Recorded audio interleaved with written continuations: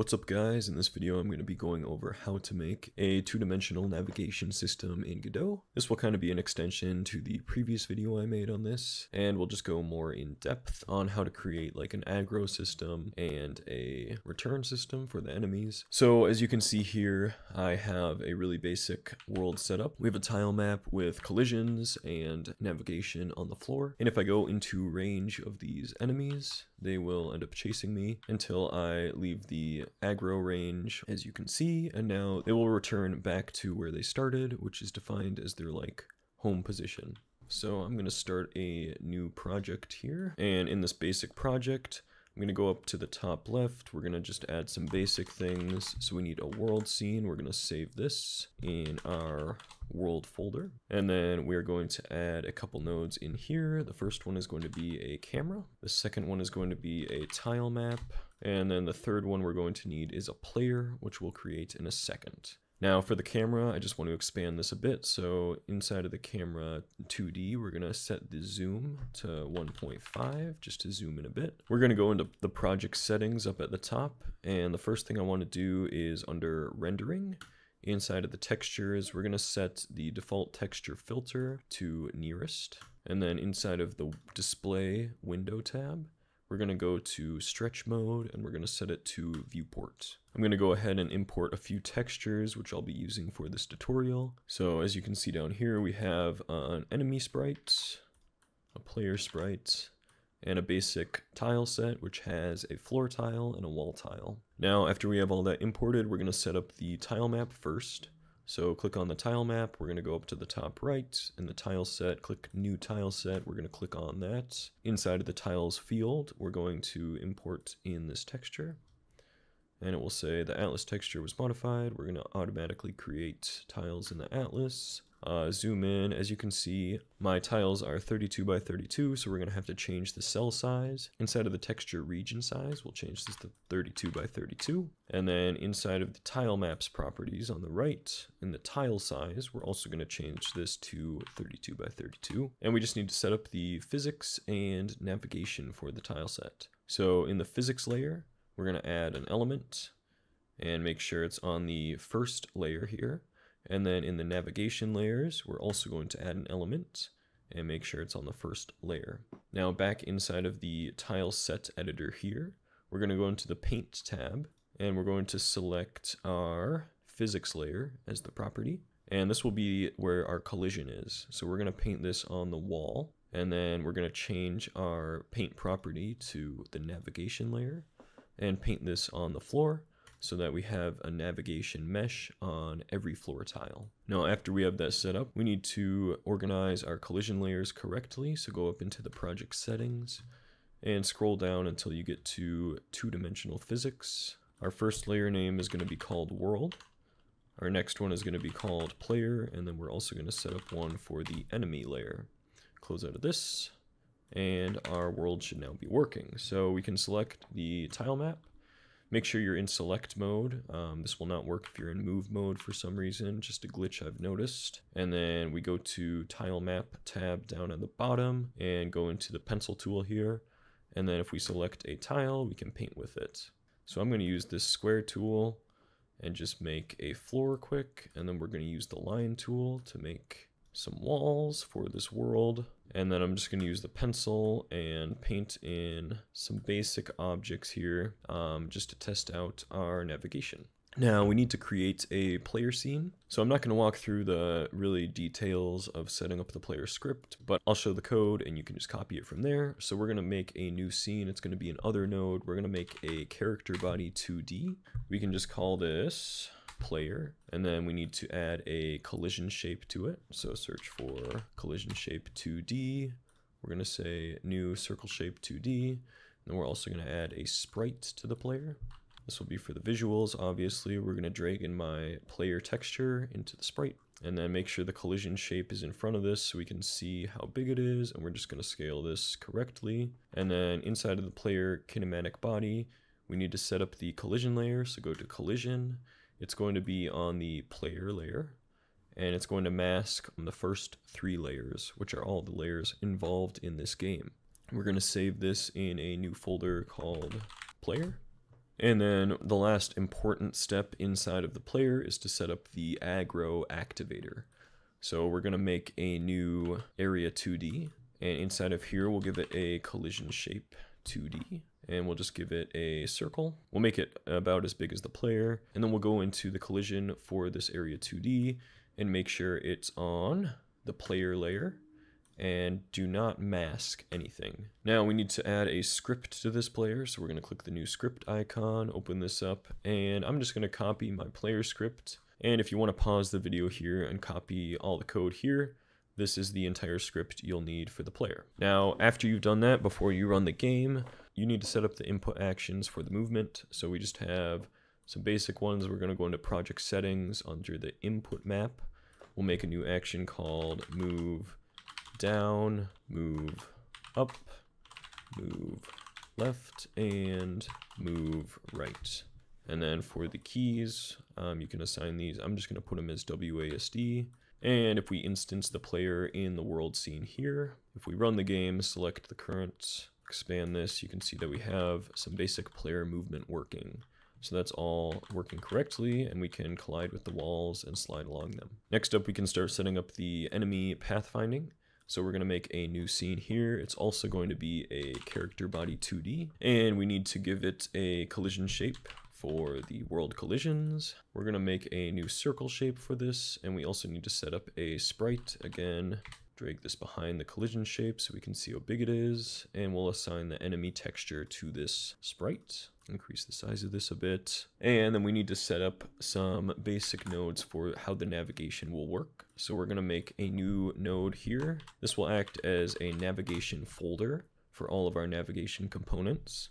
And inside of here, we want to add a navigation agent 2D, and we also want to add a timer node. I'm going to rename this timer to recalculate timer, and we're going to set it to auto start, and we're going to set the wait time to 0.1.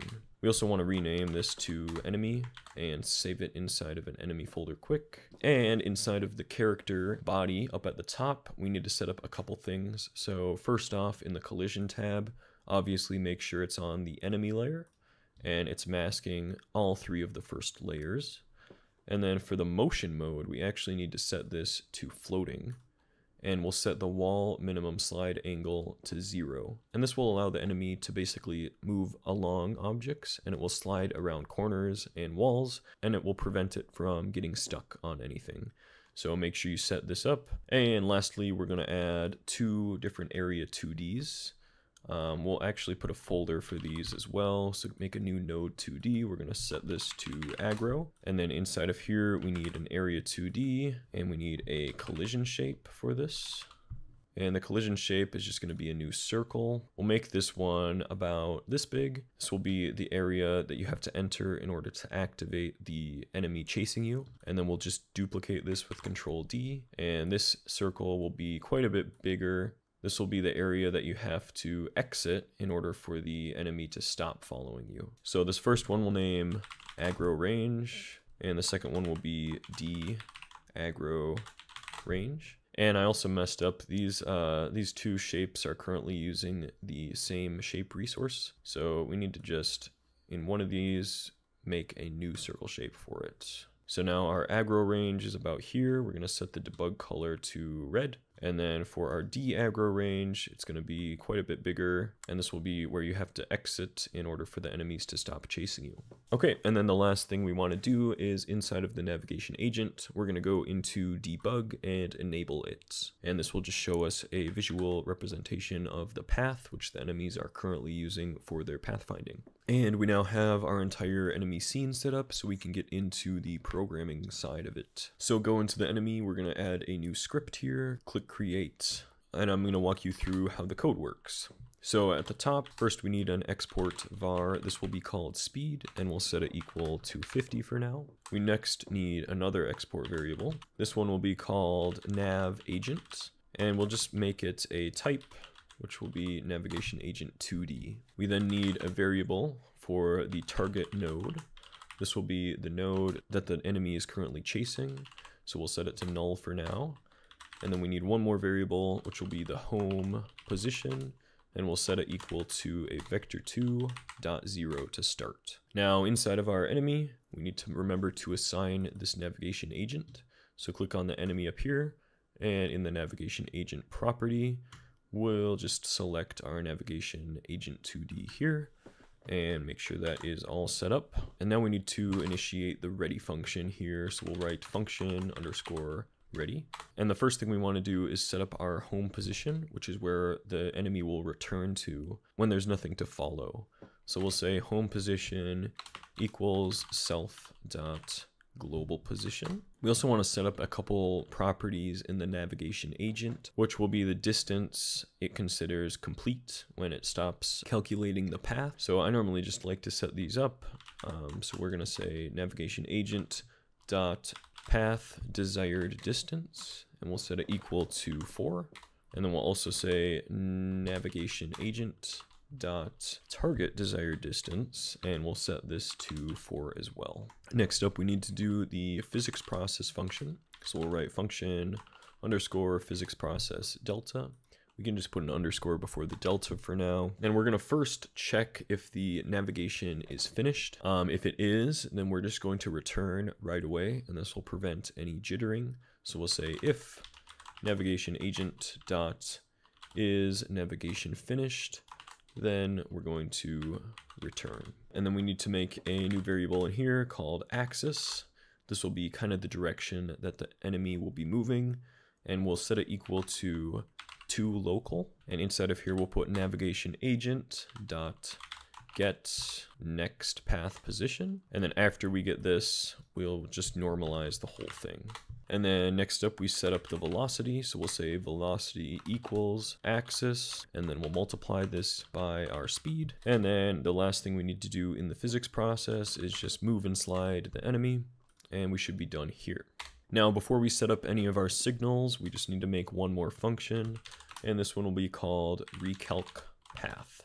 And this will just recalculate the current path, which we need to move along. So the way I'm going to set this up is we're going to first check if we have a target node that we're trying to follow.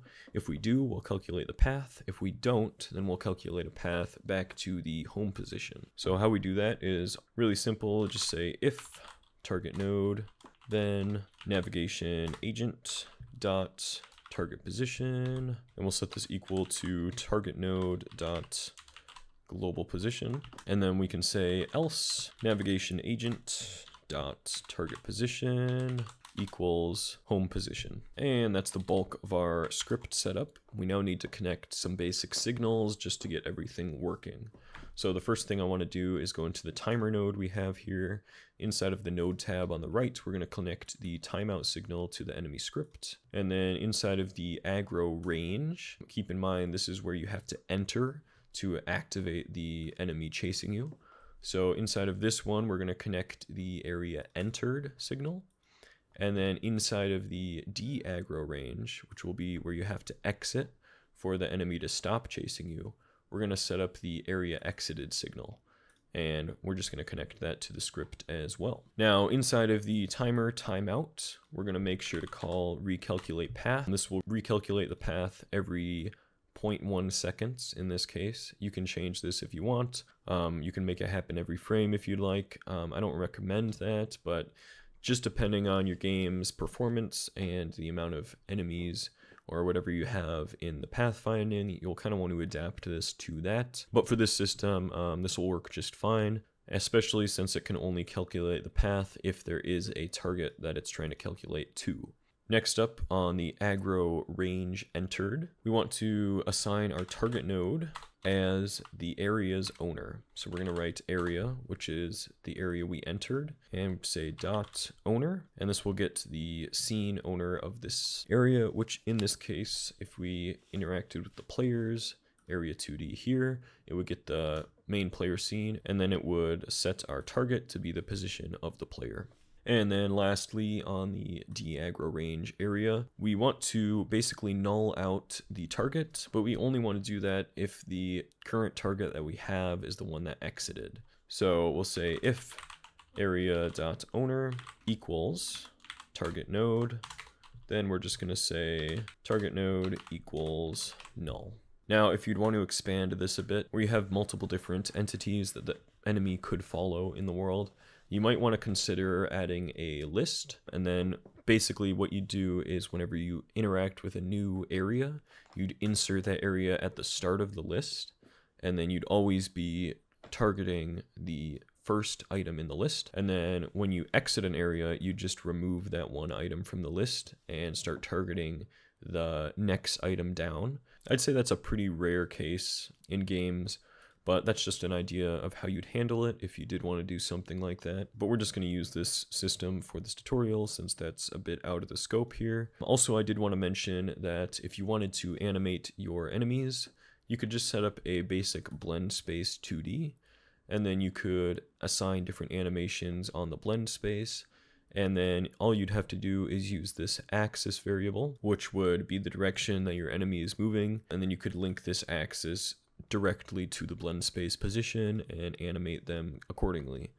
I'm not going to go into depth with that in this video. I do think it's a bit out of the scope of this tutorial. If you do want to learn how to set up a blend space for animations, I'll probably be recording one of those in the future here, so make sure to stay tuned for that. But with that being said, this is the entire system we'll need for the enemy, so we can go back into our main world scene here, and inside of the 2D view, we're just going to instance a couple enemies here. Just add one here. I'm going to move it to the corner and then duplicate it with Control D and move it over here. I want to go into debug at the top, and we're going to say visible collision shapes. And then we're going to run this again, and we should have everything showing. So there is a problem. I forgot to mention, if I go into the range of the enemy, nothing happens. And that's because in the area 2D over here, inside of the enemy, these aren't actually looking for the correct layer.